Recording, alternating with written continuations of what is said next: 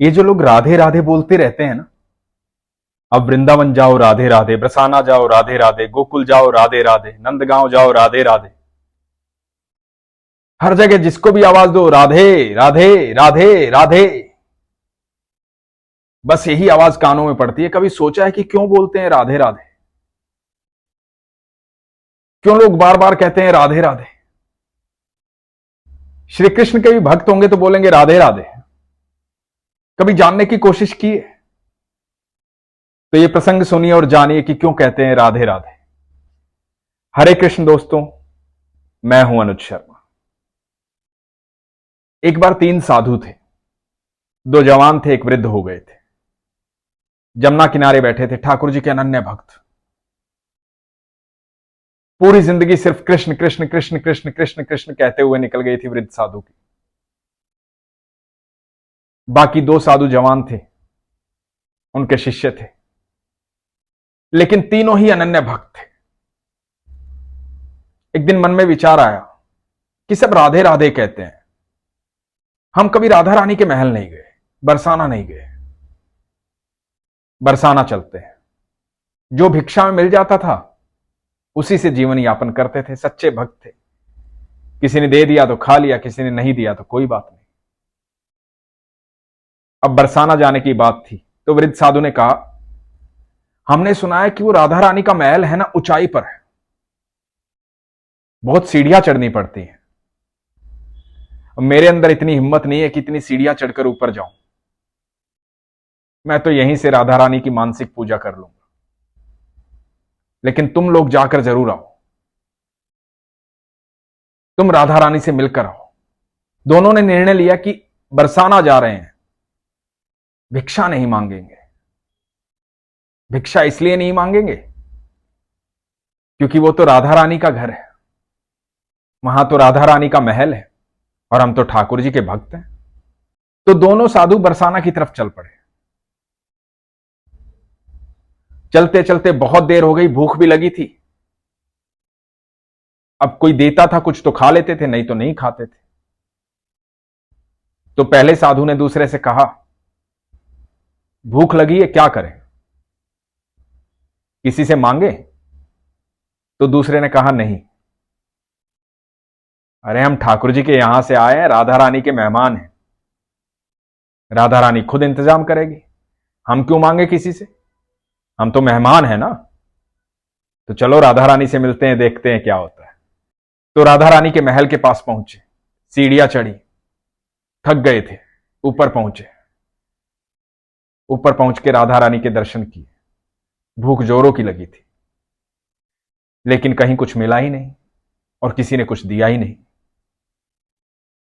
राधा रानी के दर्शनों से तृप्त हो गए, मन प्रसन्न हो गया, आनंद आ गया। पहली बार राधा रानी को देखा था। राधा रानी की अटारी पर जाकर के हर किसी को सुकून मिलता है। वहां ऐसी हवा का झोंका चलता है कि आदमी कितना भी परेशान हो, कितना भी दुखी हो, प्रसन्न हो जाता है, सारी थकान दूर हो जाती है।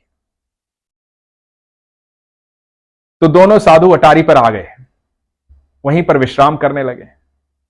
रात्रि हो गई, दोनों भूखे पेट ही सो गए।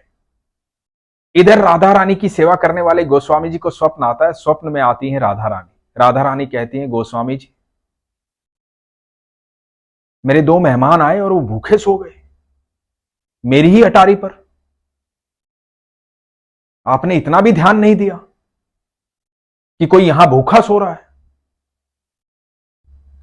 तो गोस्वामी जी ने क्षमा मांगी। गोस्वामी जी ने पूछा कि राधा रानी, मुझे तो पता ही नहीं। राधा रानी ने कहा, जाओ उन्हें भोजन करवाओ, मेरी अटारी पर सो रहे हैं, भूखे पेट सो रहे हैं। गोस्वामी जी हड़बड़ाकर उठे, अटारी पर पहुंचे, देखा 2 साधु सो रहे हैं। दोनों साधुओं को उठाया, बोला, क्षमा चाहता हूं, आप राधा रानी के मेहमान हैं। तो साधुओं ने कहा कि नहीं, ऐसा तो कुछ नहीं है, हम तो आए थे दर्शन करने, थक गए थे, कल सुबह वापस जाएंगे। तो गोस्वामी जी बोले कि आपने कुछ खाया नहीं है, मैं भोजन की व्यवस्था करता हूं, आप आराम से बैठिए, मैं भोजन लेकर आता हूं। और गोस्वामी जी भंडारे में गए, प्रसाद लेकर आए, जो भोग का प्रसाद था, ला करके दोनों साधुओं को दिया। साधुओं ने भोजन किया, आत्मा तृप्त हो गई, मन प्रसन्न हो गया, राधे राधे बोलने लगे। गोस्वामी जी को राधे राधे किया, राधे राधे कर गोस्वामी जी चले गए। गोस्वामी जी बड़े डरे हुए थे, घबराए हुए थे, हड़बड़ाए हुए थे, क्योंकि यह शिकायत राधा रानी ने की थी। अब दोनों साधु वहीं अटारी पर फिर से सो गए। राधा रानी स्वप्न में आई। राधा रानी ने आके कहा कि कैसा लगा भोजन। दोनों के स्वप्न में आई और दोनों ने ही कहा कि बहुत अच्छा लगा, आनंद आ गया। मेहमान हो ना मेरे, ठाकुर के यहां से आए हो, कृष्ण के यहां से आए हो, भोजन में आनंद आया ना, कुछ और व्यवस्था करनी है? तो दोनों साधुओं ने कहा कि नहीं महारानी, आपके दर्शन हो गए, आपको देख लिया, ये सब स्वप्न में चल रहा है। तो राधा रानी ने कहा कि गोस्वामी जी भूल गए, भोजन के पश्चात पान नहीं दिया आपको, मेरे भोग में पान जो चढ़ा था उस पान का बीड़ा आपको नहीं दिया, ये पान भी ले लो, पान ग्रहण करो, आप मेरे मेहमान हो। दोनों ने स्वप्न में पान लिया, राधा रानी को प्रणाम किया और राधा रानी स्वप्न में अंतर्ध्यान हो गई। यह सुबह 4 बजे की बात है। दोनों की एक साथ निंद्रा खुली। दोनों ने एक दूसरे की तरफ देखा, दोनों के मुख से निकला, राधा रानी आई थी स्वप्न में, पान दिया, और दोनों ने देखा कि जहां वो सो रहे थे वहीं पर पान रखे हुए थे। वो पान जो राधा रानी ने स्वप्न में दिए थे। पान ग्रहण किया, जोर से राधे राधे चिल्लाए, उसके बाद कभी लौटकर वहां से नहीं आए, बस राधा के होकर रह गए। ऐसी महिमा है मेरी राधा रानी की, ऐसी मेहमान नवाजी की। उन्होंने तो मजाक में कहा था कि हम राधा रानी के मेहमान हैं, कृष्ण के यहां से जा रहे हैं, लेकिन राधा रानी तो राधा रानी है, सबको उतना ही प्रेम करती है, उसे सब सुनाई देता है, सब दिखाई देता है। हमारे मन में जो भी भावना आती है हमारे ईश्वर के पास पहुंचती है, चाहे वो अच्छी हो या बुरी।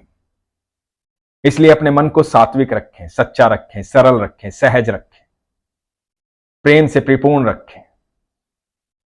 जिनके हृदय में राधा रानी और ठाकुर जी निवास करते हैं वो कभी गलत सोचते ही नहीं है और गलत कृत्य करते ही नहीं है।